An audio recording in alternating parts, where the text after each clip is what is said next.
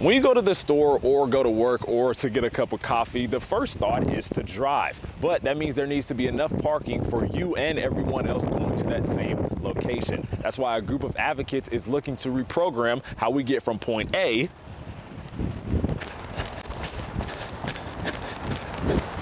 to point B. Most people use cars to get around.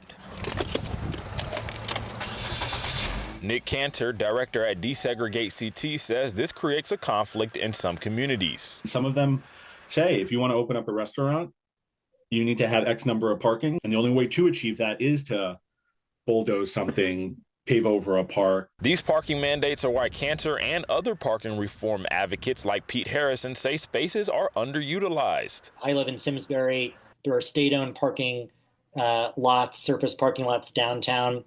Maybe once a year they get filled, but the rest of the time it's virtually empty. Even on Black Friday, the peak shopping period, it's still not being used fully, and that's lost space for jobs and housing and businesses. To combat this, they want towns to eliminate these mandates and promote more public transportation and walkable destinations. What if we build more jobs and more homes around the bus station and the train station and encourage more folks to use that first? They say this could also help people save money. In Connecticut, it's one of the more expensive states to have a car. It can cost up to $10,000 a year for a car. So if you're a low-wage worker getting around, it's a real challenge. Brian Roberts, who primarily uses his car, likes the idea of more parking. Parking's like a free food, you can never have enough of it. Those that have just built for the sake of building really seem to lack parking. Still, Roberts says he's open to using public transportation if it's done right. You see in New York City with the congestion pricing, things like that. Public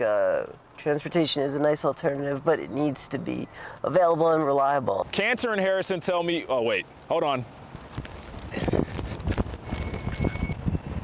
Cantor and Harrison tell me that lawmakers are considering legislation that would ban parking minimums. They don't know if it will pass, but they say they just want to spark the conversation that they say would otherwise be ignored. In West Hartford, Jamel Johnson, Fox 61.